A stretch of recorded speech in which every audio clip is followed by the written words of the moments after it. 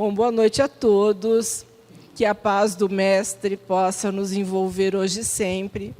É sempre uma satisfação enorme podermos voltar a esta casa e podermos falar um pouquinho de Jesus, principalmente buscar o entendimento de Jesus à luz da doutrina espírita. E hoje nós trouxemos o Cristo Consolador, que nós vamos encontrar lá no capítulo 6 do Evangelho segundo o Espiritismo.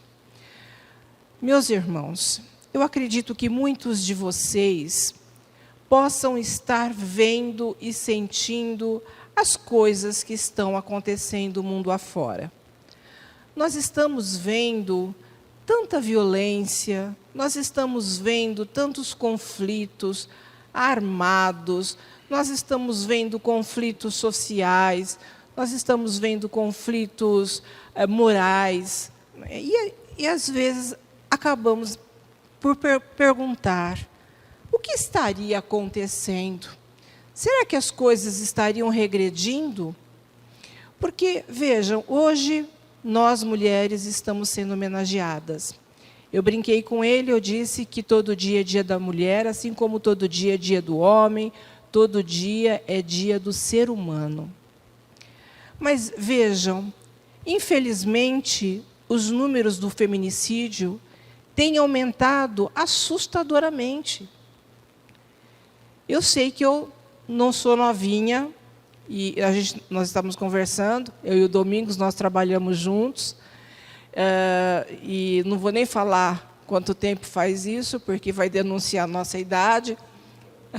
5 anos só. E só foi na Vilares, viu, gente? E outra a gente estava brincando que a Vilares foi à falência por conta do nosso salário. Não, mas vejam, há tempos atrás, a gente não, pelo menos, eu não ouvia falar tanto no feminicídio como a gente ouve falar hoje. Os números são alarmantes.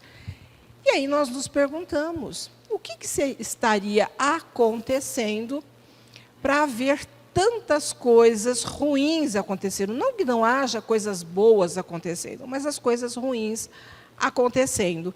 A sensação que nós temos, né, da intolerância ser muito grande. A gente vê, por exemplo, nas redes sociais, as pessoas brigando o tempo todo por conta de política, por conta de religião, as pessoas estão brigando. Até postei hoje uma frase, porque eu tinha visto uma discussão lá entre religião, e eu comentei, eu falei: Cristo, Jesus, ele não veio fundar nenhuma religião. Então, todo aquele que segue o Cristo, de alguma forma, que segue Jesus, de alguma forma, é cristão, independente de religião. Então, ele não veio aqui falar: olha, cada um de vocês tem que ser católico, espírita, protestante. Não, Jesus veio ensinar o amor fraternal. Então, o que nos leva a achar que a nossa religião é melhor do que a outra?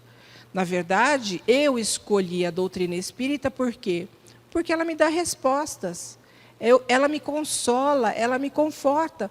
Mas há pessoas que vão em outras religiões que estão muito bem nelas. E nós temos que respeitar. Nós não temos que brigar por conta disso. Então, a gente vê o tamanho da intolerância das pessoas. Inclusive, até uma pesquisa que fala exatamente por que as pessoas estão intolerantes. O que está nos distanciando uns dos outros é o fato de não haver mais uma comunicação olho no olho. Hoje, o que nós fazemos? WhatsApp. Você manda mensagem, ou de texto, ou você manda mensagem de voz, ou você vai lá na rede social, né? Então, hoje não existe mais aquele diálogo entre as pessoas. Até mesmo quando nós saímos, muitas vezes, entre amigos, as pessoas ficam com o celular do lado da mesa, o tempo todo olhando, não presta atenção no que o outro está falando. Então, isso está nos afastando. Nós estamos deixando de ser sociais, porque nós estamos mais offline, ou seja, nós estamos mais online do que offline. Ou seja, nós teríamos que estar mais presentes na vida um dos outros. Até porque o convívio em sociedade é importante para quê? Para nós aprendermos e para ensinarmos, e para desenvolvermos alguns sentimentos. Então, é importante isso. Mas essa sensação de que as coisas estão ruins não é só hoje. Kardec já pensava isso no seu tempo, tanto que ele pergunta aos espíritos, na questão 784, que, do ponto de vista moral, parece que as pessoas caminham ao recuo. Então, é uma pergunta que ele faz aos espíritos, os espíritos se respondem. Necessário, muitas vezes, é que o mal chegue ao excesso, para tornar compreensível a necessidade do bem e das reformas. Então, é preciso que a gente possa começar a observar o mal que está à nossa volta, para que nós possamos aprender aquilo que não devemos fazer. Então, às vezes, é preciso, de fato, que as coisas piorem para chamar a nossa atenção, para que nós ficamos atentos, porque a partir do momento em que eu vejo que o outro está fazendo, a violência do outro, a intolerância do outro, eu tenho que pensar, eu não posso agir dessa forma. Então, também é uma forma de aprendizagem. Então, as pessoas, às vezes, fazem o mal, quando, na verdade, até então, ela parecia ser uma pessoa boa. E, às vezes, ficamos surpresos. Como é que uma pessoa que parecia ser tão boa, ela está agindo exatamente, né? O que ela fez? Será que ela regrediu? Nós sabemos que não existe regressão. Acontece que muitas pessoas trazem gravadas no inconsciente aquilo que ela é. Então, eu sou um conjunto de todas as minhas experiências pretéritas. E pode ser que, num determinado momento, aquilo venha aflorar. Então, não é que eu era uma pessoa boa e me tornei má. Acontece que, num determinado momento, acabou aflorando aquilo que eu trazia, que era uma coisa ruim, e que acabei fazendo, e as pessoas, então, acabam até se admirando. Eu, conversando com um colega que trabalha na penitenciária, ele disse que tem uma moça que ele conheceu, que ela parece um anjo de candura, e ela está presa, condenada, e não tem previsão assim para sair.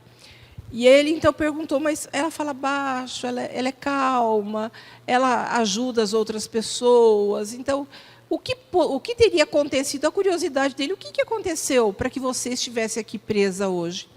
Ela disse, eu tinha meu namorado mexia com drogas, e eu acabei me envolvendo, acabei mexendo com drogas também, e hoje eu estou aqui. Então, se ela não estivesse na penitenciária, estivesse aqui fora, você diria, nossa, mas que pessoa incrível, que pessoa maravilhosa, que pessoa é essa? E, no entanto, teve coragem de buscar ganhar dinheiro de maneira fácil, sem pensar o prejuízo que a droga traz para uma família, destrói uma família. E ela está lá presa hoje por conta disso. Então, vejam, às vezes as aparências até enganam. Enganam porque nós não sabemos o que está por trás daquela pessoa. Então, vejam como é importante os ensinamentos de Jesus. Por isso que é importante nós estudarmos, nós refletirmos sobre os ensinamentos de Jesus, buscar desenvolver sentimentos, mas mais do que isso, não basta eu apenas conhecer, pegar o Evangelho, ficar lendo o Evangelho o tempo todo. Eu preciso vivenciar, porque senão de nada adianta. Eu conheço pessoas que conhecem o Evangelho, como diz, de fio a pavio, capítulo, versículo, mas são pessoas totalmente intolerantes, são agressivas. Então, não adianta conhecer o Evangelho. Porque conhecer Jesus não é saber que Jesus existiu, mas é saber aquilo que ele trouxe e, principalmente, entender aquilo que ele trouxe e buscar vivenciar. Eu trabalhei muito tempo no atendimento fraterno, na casa espírita. Para quem não sabe, atendimento fraterno era chamado de tratamento espiritual.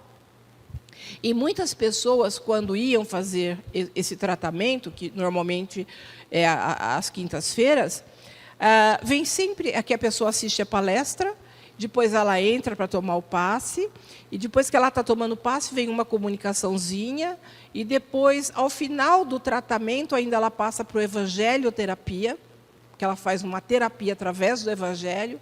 Somente depois é que vai ser lido toda a comunicação que foi destinado a ela através da psicografia. Só que quando a gente ia ler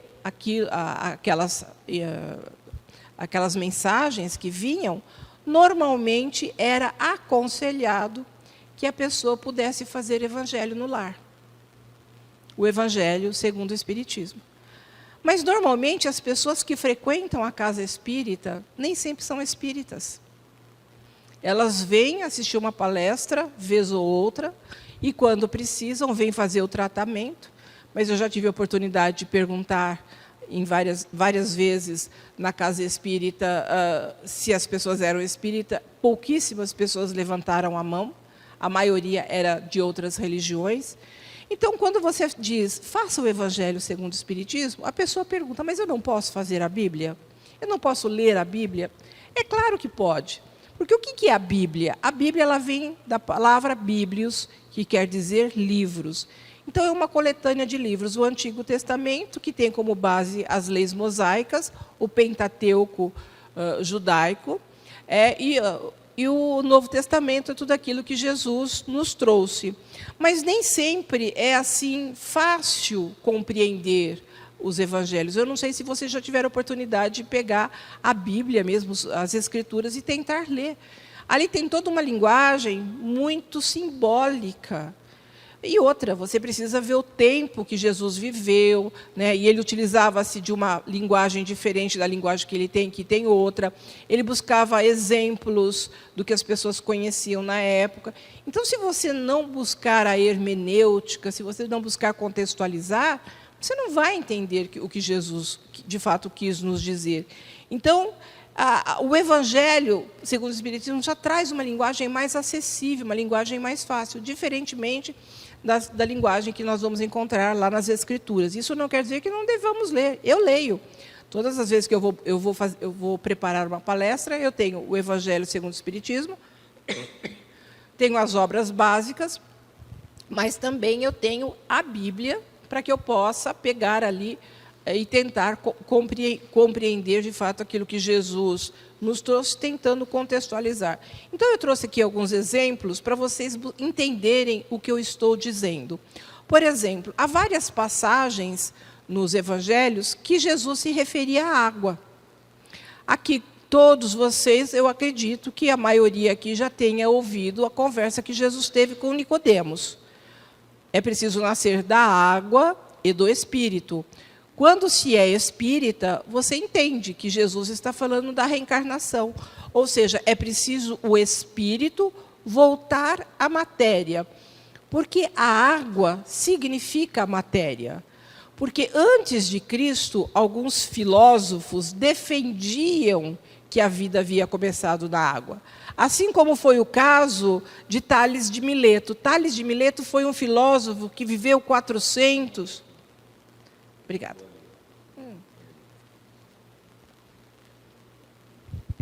Tales de Mileto, ele foi um filósofo que viveu 400 antes de Cristo. E o que os filósofos faziam naquela época? Eles tentavam entender tudo o que estava à sua volta.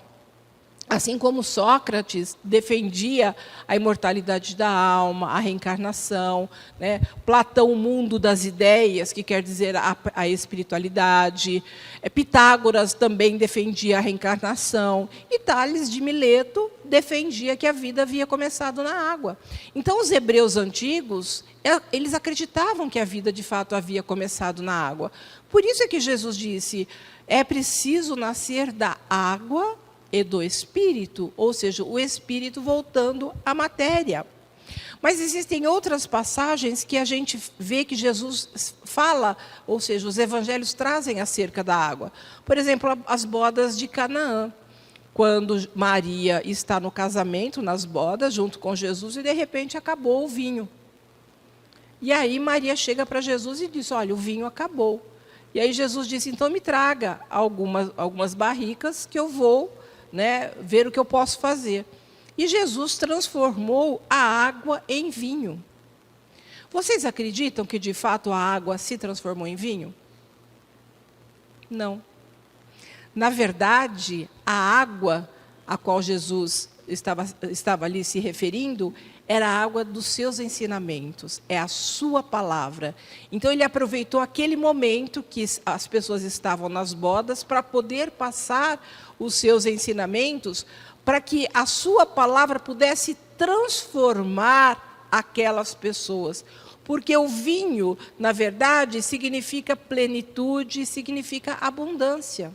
Então, Jesus, através da sua palavra, que seria a água, iriam transformar aquelas pessoas para que elas pudessem encontrar a plenitude. Isso vem muito a corroborar na passagem de Jesus com a mulher samaritana no poço. Quando Jesus pede a ela água, e ela se espanta o fato dele ter pedido água a uma mulher, porque hoje é o Dia Internacional da Mulher, mas naquela época a mulher vivia à margem da sociedade. Os homens não poderiam dirigir a palavra. A mulher foi feita apenas para procriar. Imagina Jesus, um rabino, um mestre, conversando com uma mulher, ainda mais samaritana, que os judeus não gostavam dos samaritanos, os consideravam impuros. Então Jesus diz o seguinte a ela: quem beber desta água, ou seja, da água que ela estava pegando no poço, quem beber dessa água terá sede outra vez. Mas quem beber da água que eu lhe der, nunca mais terá sede. Pelo contrário, a água que eu lhe der se tornará nele uma fonte de água a jorrar para a vida eterna. Então a gente linka, né? A gente pega e entende exatamente o significado da água. A água é a palavra de Jesus, que todo aquele que bebe da fonte dos seus ensinamentos não terá mais sede, ou seja, poderá até passar por problemas, por adversidades, mas é a palavra que vai ajudar que a pessoa possa chegar à vida eterna, que possa construir de fato o reino de Deus. Então vejam que não é uma tarefa tão fácil assim, nós buscarmos ler o Evangelho e tentarmos buscar interpretar como lá se encontra. Nós temos que buscar o espírito da letra e não a letra do espírito. Por isso que Paulo de Tarso dizia: a letra mata e o espírito vivifica. Ou seja, ficarmos presos à letra, nós não vamos entender, não vamos compreender, e essa mensagem não vai tocar, não vai calar fundo a nossa alma e haver em nós essa transformação que é, de fato, necessário. Mas precisamos buscar o espírito da letra, buscar, de fato, a compreensão daquilo que ela significa. Então, Kardec, ele faz o quê? Ele traz todas as questões morais importantes que Jesus deixou numa linguagem acessível, a qual nós chamamos de Evangelho segundo o Espiritismo. E nós costumamos dizer, sempre que nos é possível, a importância de entendermos que o Espiritismo não é religião. Embora não tenhamos outra forma de dizer, né? Porque o Espiritismo, na verdade, quando você fala de religião, você está falando de normas, você está falando de regras, de dogmas. Dentro de uma religião há toda uma hierarquia. O Espiritismo não tem nada disso. O Espiritismo é uma doutrina de liberdade.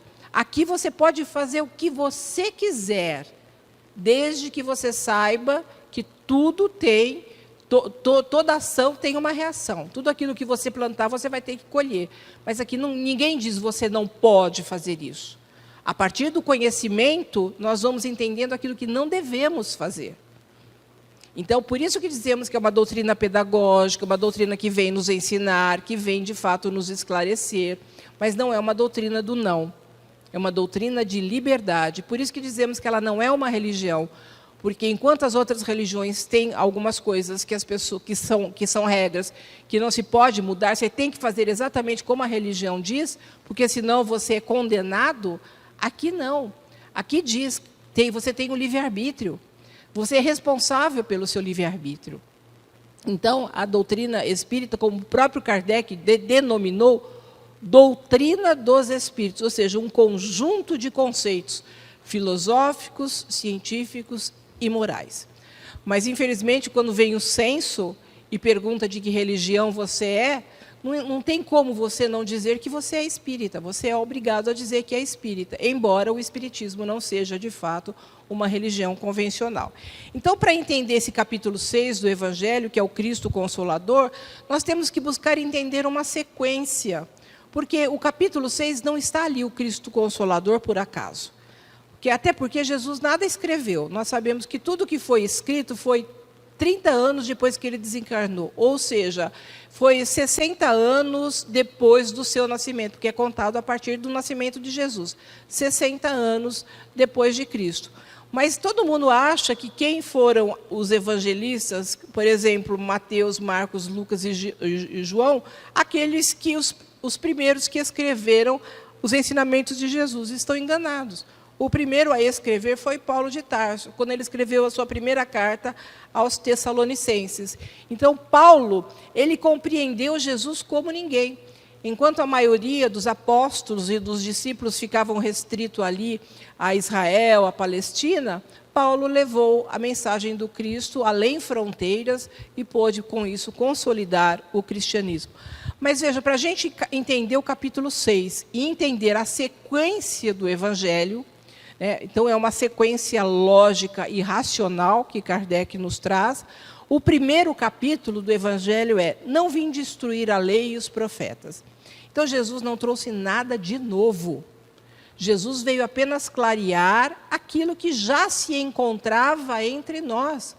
Tanto é verdade que quando um doutor da lei chega a Jesus e pergunta: mestre, o que é preciso fazer para ganhar a vida eterna?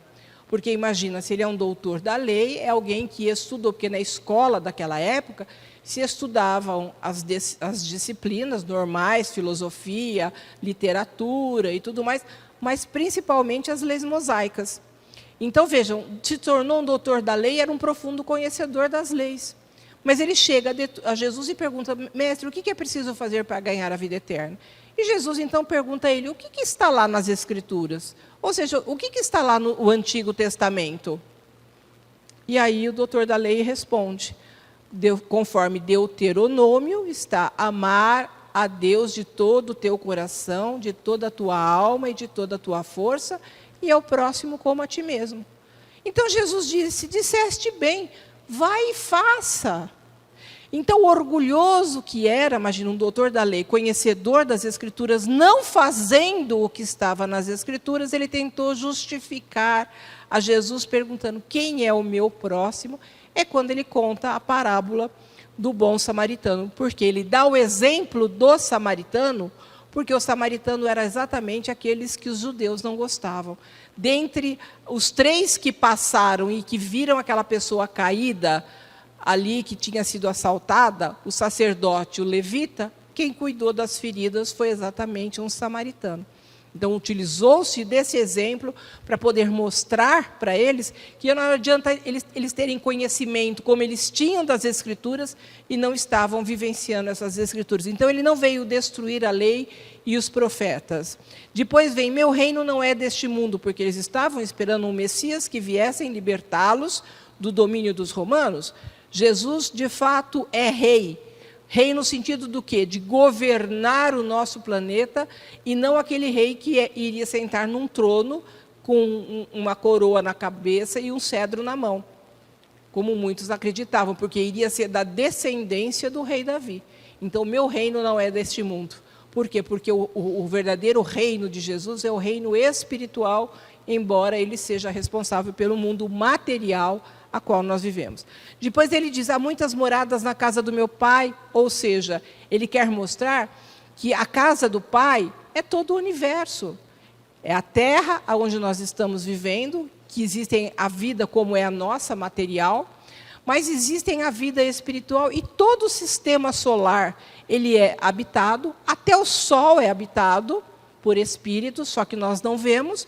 Mas em outros mundos distantes do nosso sistema, existem com certeza mundo igual ao nosso. Então há muitas moradas na casa do meu pai.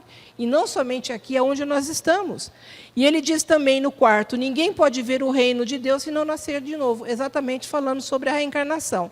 Depois, Kardec traz o capítulo 5, bem-aventurados os aflitos. Então, as bem-aventuranças, que são 8 códigos de conduta moral, Kardec pega todas as bem-aventuranças que fala de dor e sofrimento, coloca num único capítulo intitulado Bem-aventurados os aflitos. Bem-aventurados aqueles que sofrem, para explicar a dor, para explicar, de fato, o sofrimento. E, é claro, o capítulo 6 é o capítulo O Cristo Consolador. É esse Cristo que vem nos consolar a partir do conhecimento, do esclarecimento. Por isso que ele disse, o meu jugo é leve. Então, vejamos, está lá em Mateus capítulo 11, versículo 28 e 30, quando ele diz, vinde a mim, todos vós que estáis aflitos e sobrecarregados, que eu vos aliviarei. Tomai sobre vós o meu jugo e aprendei comigo, que sou brando e humilde de coração. E achareis repouso para as vossas almas, pois é suave o meu jugo e leve o meu fardo. Então, o meu jugo é leve. O que é jugo? Jugo é árbitro. Mas Jesus, ele não veio nos julgar. Não existe um juiz. Quem seria o nosso juiz? É a nossa consciência. Então, é a nossa consciência que vai nos cobrar de tudo aquilo que fizermos. Então, não pensem vocês que depois que desencarnarmos, nós vamos chegar lá na pátria espiritual, vai ter uma falange de espíritos nos esperando. Ah, você não foi bom, você vai lá para o umbral. Ah, não, você não foi bom, você vai para as trevas. Não, ninguém vai nos levar. Nós somos atraídos por conta da nossa afinidade. Mas eu acredito que hoje a maioria de nós não tenhamos que nos preocupar quando chegarmos do lado de lá, porque nós vamos chegar lá exatamente como nós vivemos aqui. Tem não é uma mensagem, é um texto, né, uma reportagem, na verdade, da Sherry Stone. Eu acho que vocês conhecem a Sherry Stone, a atriz, aquela loira, bonita, muito conhecida pelo filme Instinto Selvagem, e principalmente pela cruzada de perna que ela dá, né? Que ficou muito famosa, a cruzada de perna da Sherry Stone. Mas ela teve, na verdade, uma hemorragia no cérebro. E foi para o hospital fazer uma cirurgia. Enquanto ela estava sendo feita a cirurgia, ela teve uma EQM.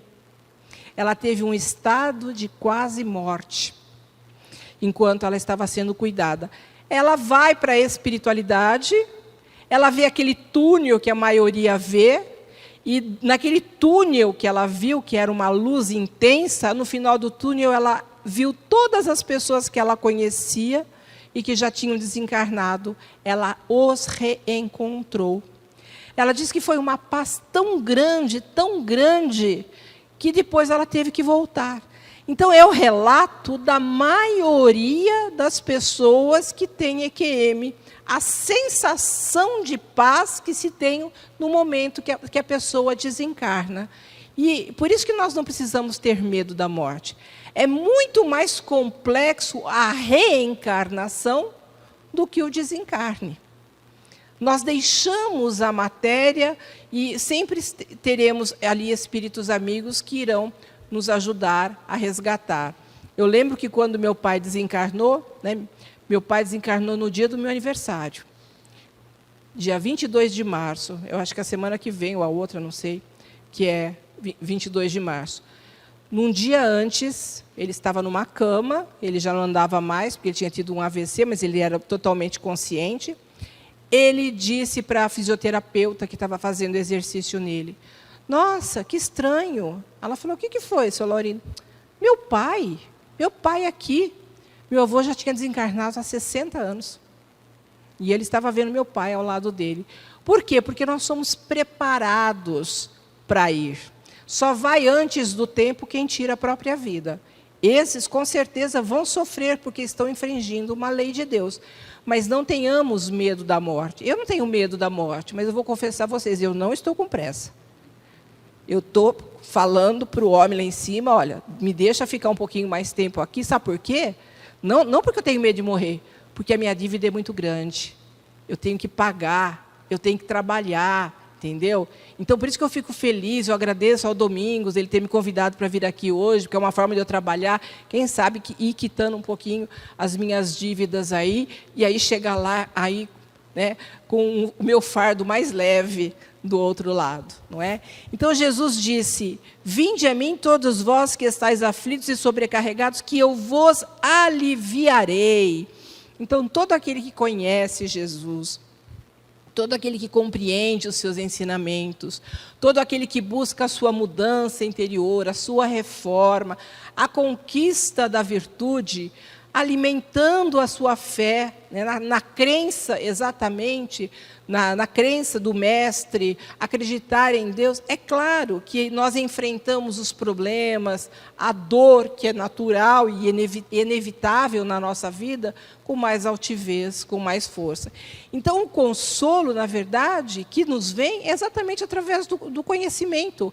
Por que, de repente, a pessoa, quando ela sabe da imortalidade da alma, quando ela sabe que a vida continua depois desta, ela vai perder um ente querido, uma perda momentânea, ela vai entrar no luto, que é normal, e é necessário passar pelo luto, porque o luto é um conjunto de sentimentos que nós nutrimos quando nós perdemos alguém ou alguma coisa, é trabalhar essa dor. Mas dizem os psicólogos, os psiquiatras, os psicanalistas, que a dor tem prazo de validade. Uma pessoa não pode passar de 3 meses. É claro que cada um age de uma forma e sente de uma forma. Tem pessoa que demora um pouquinho mais, 5 meses, 6 meses, 8 meses. Mas isso é necessário saber que, quando não conseguimos sair do luto e continuamos a nutrir o sentimento, e esse sentimento nos faz mal, nós temos que buscar tratamento, porque aí já estamos precisando de uma ajuda médica, porque nós não podemos ficar no luto por muito tempo, porque aí atrapalha a nossa vida. Não só isso, pode causar alguma patologia, até alguma doença. Então, vejam, quando a gente vê o Sermão do Monte, né, o sermão que Jesus deixou, que é o sermão mais importante que ele proferiu, que ele estava perto do mar da Galileia, num monte, perto da cidade de Cafarnaum, ou seja, como ele nada escreveu, os especialistas acreditam que ele tenha falado nesse sermão por várias vezes para ficar gravado na memória das pessoas.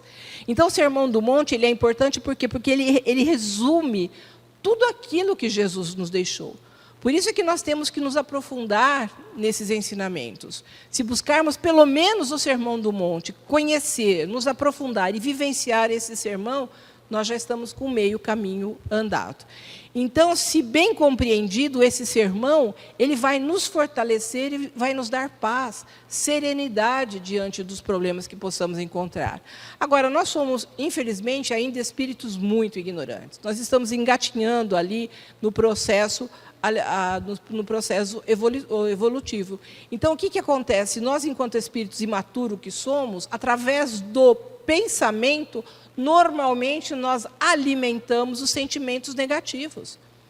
A maioria de nós, quando acontece alguma coisa, fica se vitimizando. Ai, meu Deus, como isso pode acontecer comigo? Então, no fato de ficarmos nos vitimizando, nós envolvemos muitos outros sentimentos negativos, como raiva, ciúmes, impaciência, inveja, intolerância. Então, vejam, diante da dor, é preciso saber, e temos que saber lidar com a dor, porque essa fragilidade diante da dor, e se não soubermos trabalhar, nós ficamos, inclusive, vulneráveis às influências espirituais. Só para vocês terem uma ideia do que eu estou falando acerca da dor, eu falei a questão do luto, da importância de sabermos sair do luto, que o luto tem prazo de validade. Eu conheço uma pessoa que está no luto há 18 anos. 18 anos. Mas não só isso. Do luto, hoje, ela tem um processo obsessivo sério. Por quê? Porque ela ficou tão vulnerável, né, com o sentimento da perda e não aceitar a perda, que ela abriu uma porta, escancarou uma porta, digamos assim, para a influência espiritual. Aí a coisa se torna mais difícil. Aí você tem que fazer o tratamento com o médico, você tem que tomar um medicamento porque você está com depressão, né, porque se torna uma psicopatologia, e aí você ainda tem que fazer o tratamento espiritual, porque você tem uma influência espiritual. Então, todos esses sentimentos que nós somos envolvidos, também nós temos que aprender algo que é muito importante, né, no convívio com o outro, que é tão difícil aprender a perdoar. Porque nós nos melindramos com muita facilidade sobre o que o outro faz conosco, porque também ficamos nos vitimizando. Então, não existe outro caminho para as conquistas das virtudes se nós não começarmos com a humildade. Nós somos muito materialistas, e o fato de sermos materialistas, nós deixamos as questões espirituais de lado, quando as questões espirituais, esses conhecimentos que nós vamos adquirindo, é que vai nos ajudar na nossa transformação, na nossa reforma íntima, né? no nos conhecer e nos modificar. Hoje vocês estão aqui, vocês estão me ouvindo falar, é importante que vocês ouçam outros palestrantes, às vezes o mesmo tema é dito de forma diferente, mas não só isso. A palestra é importante, até como divulgação da doutrina, mas a palestra sozinha ela não modifica ninguém. É preciso se aprofundar exatamente nos estudos. Por isso que toda casa espírita tem grupo de estudo. E é sempre feito convite para que todos venham fazer parte. Por quê? Porque uma troca de informações fica muito mais fácil de nós entendermos. E eu disse, né, as pessoas estão intolerantes acerca das religiões, embora todas as religiões tenham a sua importância, mas nenhuma nos esclarece tanto quanto a doutrina espírita, principalmente no que diz respeito à questão da morte do corpo físico, da separação dos entes queridos, a questão, muitas vezes, da mediunidade, da fenomenologia. Às vezes, uma pessoa pensa que tem esquizofrenia, tem toda uma sintomatologia de esquizofrenia, porque o esquizofrênico ele ouve vozes, ele vê vulto, ele se sente perseguido. Essa é uma pessoa que tem esquizofrenia, mas às vezes não é. Às vezes é uma influência espiritual. Então, por isso que é preciso nós buscarmos o médico, é preciso buscar o tratamento na casa espírita e é preciso, de fato, estudar. Então, esses excessos, enquanto nós somos, de fato, materialistas, isso acaba nos afastando da verdadeira felicidade. Porque as coisas materiais são fugazes. É claro que a gente quer trocar de carro, é claro que a gente quer uma casa nova, é claro que a gente quer viajar, quer isso e aquilo, mas isso tudo é fugaz. Quando, na verdade, se tem o conhecimento da espiritualidade, você tem uma fé raciocinada. E isso vai nos ajudar a sairmos da ilusão do ter, para buscarmos, de fato, ser, que é mais importante. Às vezes as pessoas são felizes com tão pouco, né? Às vezes a gente quer muita coisa, mas tem pessoas que são felizes com tão pouco. Outro dia eu vi um vídeo que eu achei tão bonitinho, um mendigo, não sei se vocês viram, era aniversário dele. Ele tinha 2 cachorros. Ele pegou, estava sentado na escada, um cachorro de cada lado, ele botou o chapeuzinho num cachorro, o chapeuzinho no outro cachorro, um chapeuzinho nele, pegou um bolinho, botou a velhinha e começou a cantar parabéns para ele mesmo, com os 2 cachorrinhos do lado. Ele está feliz da vida. Imagina a simplicidade, a humildade dessa pessoa, né? Sendo feliz, cantando parabéns para ele mesmo, do lado de 2 amigos caninos que estavam ali com ele. Então, ele estava feliz. E, às vezes, as pessoas são felizes, de fato, com muito pouco.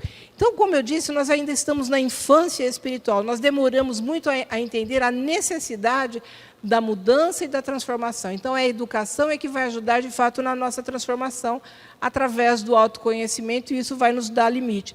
E Jesus foi muito claro quando ele disse: antes de entrares no templo para fazeres a tua oferenda, vai e reconcilia-te com teu irmão. Então, Jesus está nos dizendo da importância do perdão, porque o perdão também é um ato de caridade. E a bandeira que a doutrina espírita levanta, né? Fora da caridade não há salvação. Então, nós precisamos desenvolver sentimentos, nós precisamos limpar os nossos corações dos sentimentos negativos, nós temos que nos livrar dos vícios que trazemos, né? Do preconceito, às vezes somos intolerantes demais, acabamos sendo violentos e tal. Então, são vícios, né? Somos materialistas demais, então, egoístas. Então, tudo isso é necessário saber que temos. Mas qual é o grau nisso tudo? Só saberemos se, de fato, nós nos autoconhecemos. Jesus disse: pois é suave o meu jugo e o meu fardo achareis, e leve o meu fardo e achareis repouso para as vossas almas.